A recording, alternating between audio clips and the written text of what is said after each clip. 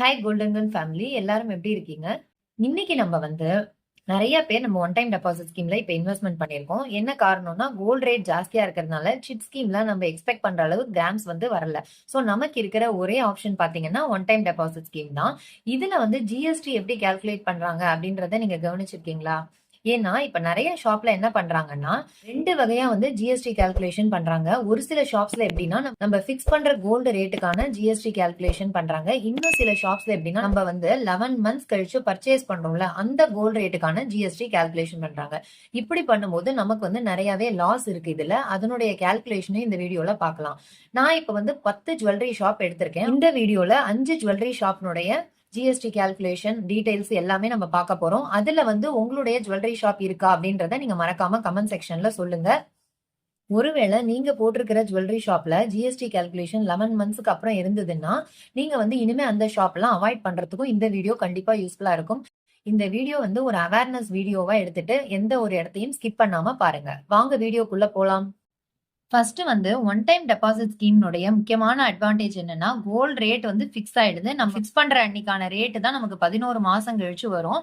So நம்ம daily பயப்பட தேவையில்லை. இன்னைக்கு ரேட் ஏறிடுச்சே நாளைக்கு ஏறிடுச்சேன்னு சொல்லிட்டு எந்த ஒரு டென்ஷனும் இல்லாம நம்ம இருக்கலாம். ஃபர்ஸ்ட் நம்ம பார்க்க போறது ஜிஆர்டினுடைய ஒன் டைம் டெபாசிட் ஸ்கீம். அதாவது கிராம் பேஸ்டு அமௌண்ட் பேஸ்டு அப்படின்ட்டு இருக்கு.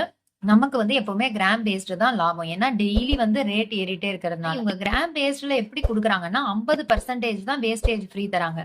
இப்போ 18% ஒரு ஜுவல்லரிக்கு வேஸ்டேஜ் இருக்குன்னா பாதி தான் ஃப்ரீ. 9%க்கு நம்ம பே பண்ற மாதிரி வரும்.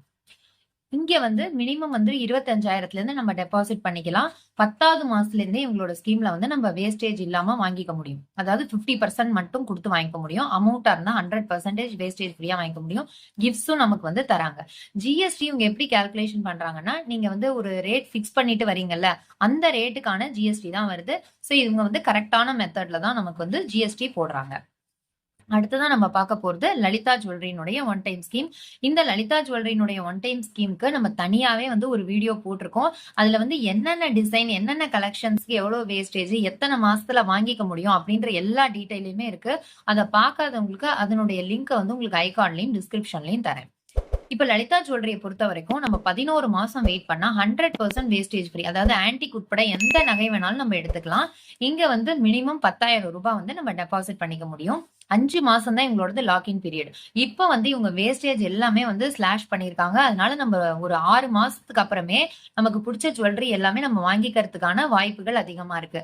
இப்ப நீங்க ஒரு ஜுவல்லரி வெறும் 5% தான் வேஸ்டேஜ் அப்படின்னா நீங்க ஒரு 6வது மாசமே போய் அதை வாங்கிட்டு வந்துடலாம்.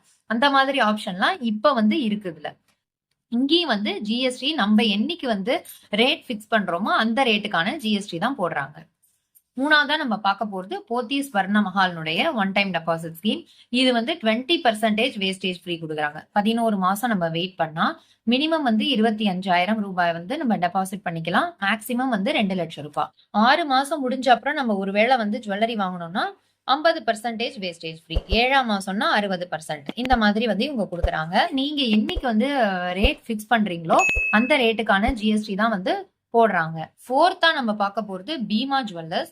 சோ இவங்களுடைய ஒன் டைம் டெபாசிட் ஸ்கீம் எப்படி இருக்குன்னா மினிமம் 20 கிராம்ல இருந்து நீங்க டெபாசிட் பண்ண முடியும். 3 மாசம் கழிச்சு நீங்க எடுத்தீங்கன்னா 30% வேஸ்டேஜ் ஃப்ரீயா வாங்கிக்க முடியும். இதே மாதிரி 11 மந்த்ஸ் ஃபுல்லா நீங்க வெயிட் பண்ணீங்கன்னா 100% வேஸ்டேஜ் ஃப்ரீ. பீமால எப்படின்னா நீங்க ஒரு நாளைக்கு போயிட்டு ரேட் பிக்ஸ் பண்ணிட்டு வரீங்கன்னா அதுக்கான கிராம்ஸ் அப்படியே தான் இருக்கும். ஆனா ஜிஎஸ்டி எப்படி கால்குலேஷன் பண்றாங்கன்னா நீங்க 11 மந்த்ஸ் கழிச்சு போவீங்க இல்லையா அந்த ரேட்டுக்கான ஜிஎஸ்டி கால்குலேஷன் தான் பீமா ஜுவல்லரியில பண்றாங்க. சோ பீமால யாராவது ஒன் டைம் டெபாசிட் பண்றீங்கன்னா இந்த விஷயத்த பாத்துக்கோங்க. இது அவங்களா சொல்ல மாட்டாங்க. நீங்களும் கேட்டு கன்ஃபர்மேஷன் பண்ணிக்கோங்க. அடுத்தது நம்ம பார்க்க போறது மலபார். அதனாலதான் நான் இங்கெல்லாம் இன்டூ போட்டிருக்கேன். சோ மலபார்லயும் இதே மெத்தட் தான். இங்க 18% வேஸ்டேஜ் ஃப்ரீயா வாங்கிக்கலாம். ஜிஎஸ்டி இவங்களுமே நம்ம 11 மாசம் கழிச்சு வாங்குறோம்ல அந்த ரேட்டுக்கு தான் பண்றாங்க. மினிமம் டெபாசிட் 1 லட்சம் ரூபாய். இது எப்படி கால்குலேஷன் பண்றது அப்படின்றத நம்ம இப்ப பார்க்கலாம். இப்ப ஃபார் எக்ஸாம்பிள் 1 லட்சம் ரூபாய் நீங்க டெபாசிட் பண்றீங்க. அன்னைக்கு கோல்ட் ரேட் 9,000 இருக்கு அப்படின்னா எப்படி பண்ணுவாங்கன்னா 1 லட்சம் டிவைடட் பை 9,000 போட்டா உங்களுக்கு 11.11 கிராம்ஸ் வருதா. இப்போ ஜிஎஸ்டி எப்படின்னா இந்த 1 லட்சத்துக்கு 3% போட்டா உங்களுக்கு எவ்வளவு வரும்? 3,000 தான் வரும். சோ இதுதான் கரெக்டான மெத்தட். இதே வந்து அவங்க பர்ச்சேஸ் டேட் அதாவது 11 மாசம் கழிச்சு நம்ம வாங்க போவோம்ல, அன்னைக்கு ஜிஎஸ்டி போட்டா எப்படி பண்றாங்கன்னா, அதே அந்த 11.11 கிராம்ஸ்க்கு ஒருவேளை கோல்ட் ரேட் வந்து 13,000 ஆயிடுச்சுன்னு வச்சுக்கோங்க.